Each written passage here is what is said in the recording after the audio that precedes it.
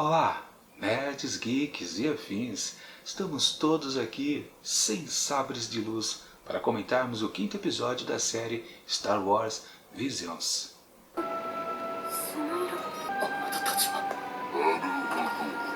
慌てるなわしならとっくに来ているよ脅迫様 Pois bem, pessoal, lembrando que eu comentei no vídeo passado a respeito de como estava aquele balanço, né, entre a cultura japonesa e o que é as coisas de Star Wars. Nesse conceito da série, né, de realmente pegar os estúdios de animes japoneses, óbvio, né, e dar oportunidade para eles fazer qualquer coisa a respeito ali de Star Wars. Acho que não teve nenhum briefing realmente, ó, façam exatamente isso. Muito pelo contrário, acho que foi faça o que você quiser. E se quiser colocar muita coisa de coisas tipicamente japonesas, à vontade. Se você quiser colocar pouca coisa, também não tem problema. E foi exatamente o que aconteceu então aqui nesse episódio.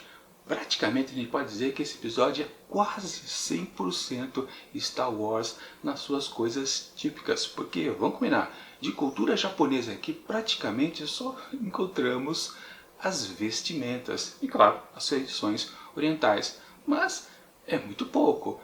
Mas isso estraga o objetivo da proposta da série? Não, pelo contrário, faz com que, na verdade, por estar mais centrado em Star Wars, a aventura fique mais interessante para os fãs mais típicos. Claro, a gente fica um pouquinho frustrado porque, na verdade, a gente gosta dessa mistura, né? Porque, claro, entendeu a proposta realmente de Star Wars Visions, que é fazer esta visão diferenciada da franquia que a gente tanto conhece. Tudo bem, optaram esse estúdio por não colocar muita cultura japonesa, mas, por outro lado, ofereceram uma boa aventura relacionada às questões Jedi. Estamos numa situação, aliás, que eu fiquei em dúvida. Confesso para vocês, eu não conheço muito do universo expandido, eu não sei como era antigamente, nas eras anteriores. Eu só conheço, na verdade, o que tem nos filmes. E li pouca coisa, através dos livros, do universo expandido. Alguma coisinha também em quadrinhos, mas também é muito pouco. Ou seja, basicamente, se o que está contido aqui nessa história já teve eco antes, ou na verdade isso aqui já é um eco do que teve antes, eu não vou saber identificar, mas eu vou chegar logo a isso. Bom, temos uma questão bastante interessante, né, desse mundo onde praticamente não existe mais o sabre de luz. Um conceito interessante, né? As pessoas não sabem mais como fazê-lo. Talvez achar o cristal seja complicado, mas basicamente, né, os Jedi são uma classe em extinção porque não se tem mais sabre de luz. Bom, na verdade, precisa necessariamente dele para você de fato ser um Jedi? Você precisa portar a arma certa? Não, também não, né? Vamos combinar que talvez o conceito inicial do episódio esteja um pouquinho, digamos assim, destoando um pouco. E também a própria questão, né, de não existir mais um sabre de luz.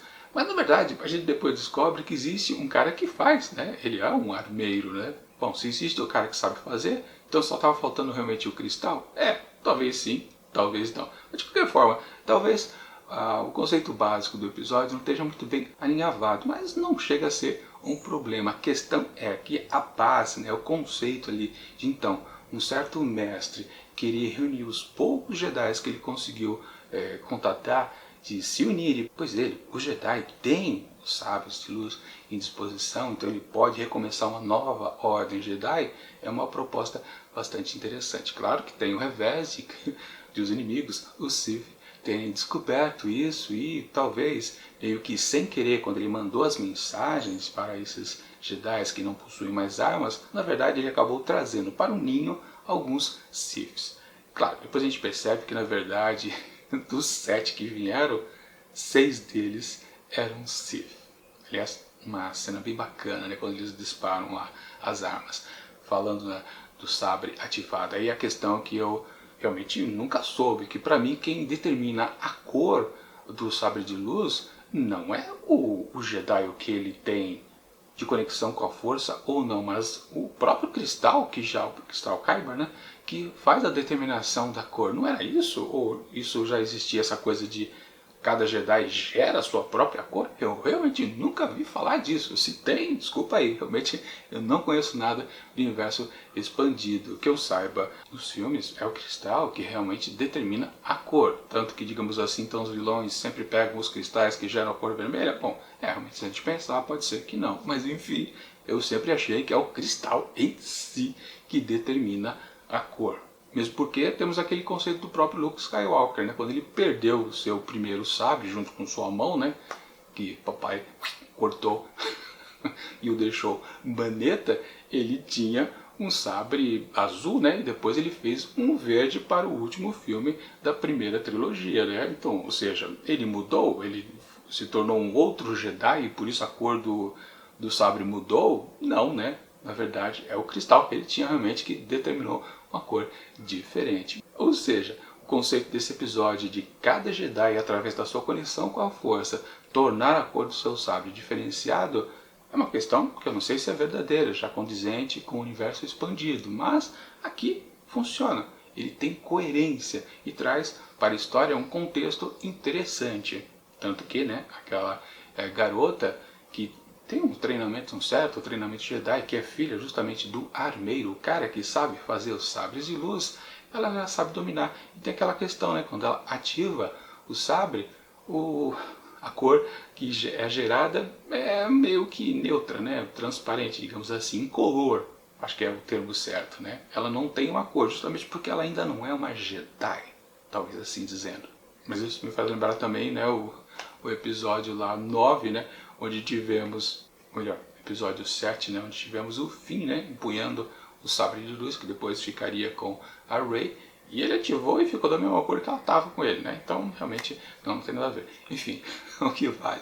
As questões colocadas aqui, os conceitos iniciais para esse episódio, são interessantes, mas eles são funcionais. E como eu disse, né, nada da cultura japonesa transparece aqui durante toda a narrativa, mas as questões justamente da mitologia Jedi, das questões relacionadas ao cânone do Star Wars vão aparecendo, mesmo que talvez distorcidas por falta de conhecimento meu. Ok, mas que ele funciona, funciona. E até também aquela questão daquela parte cômica que apareceu ali, né, quando ela vai pedir ajuda àquele robô idoso, né, naquela cena, aparentemente, claro, apenas cômica, mas aquilo é puro Star Wars, com certeza. Ou seja, até esse pequeno detalhe de deixar um pouco mais leve o episódio, ele também é funcional, está conectado também ao que é a franquia que nós conhecemos. Ou seja, aquilo não é exagerado também, aquele pequeno absurdo que aparece em todos os filmes, né? Aquela parte cômica.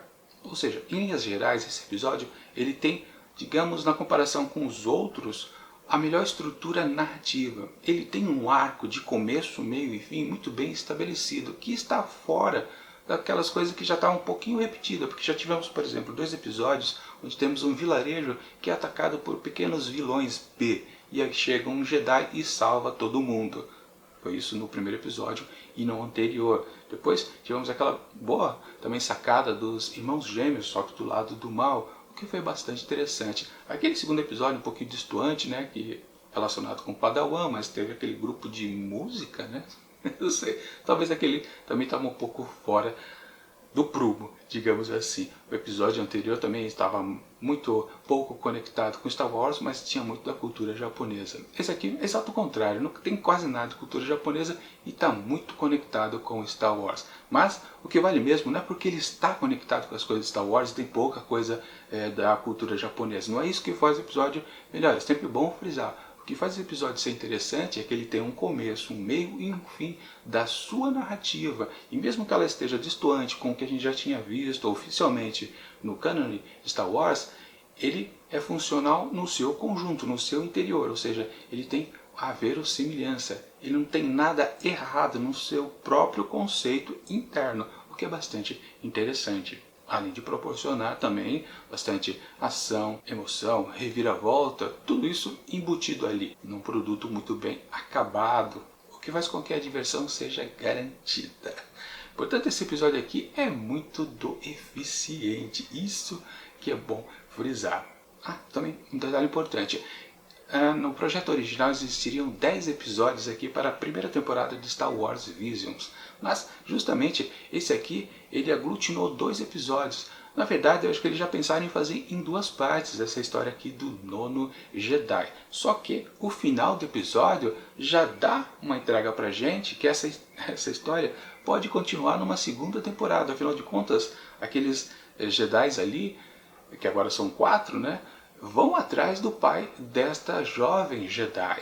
Ou seja, um belo de um gancho que com certeza vai gerar uma continuação para a próxima temporada, com certeza, porque merece, justamente porque essa história ela está muito centrada em Star Wars. Pode ser que depois, na próxima, eles consigam conectar até algumas coisas a respeito da cultura japonesa. Aí vai ser mais interessante ainda. De qualquer forma, essa base formada aqui com uma proposta, uma possibilidade de continuação é sensacional. Realmente, essa história, tanto essa como aquela primeira lá do Ronin, me faz pensar, puxa, pode ter uma continuação que eu quero ver com certeza. Enfim, um episódio sensacional, totalmente funcional nas questões de Star Wars. Só faltou um pouquinho mais de cultura japonesa. E portanto, para ele, para esse 5º episódio, eu atribuo 5 asteriscos fácil, fácil. Muito bom mesmo. É isso.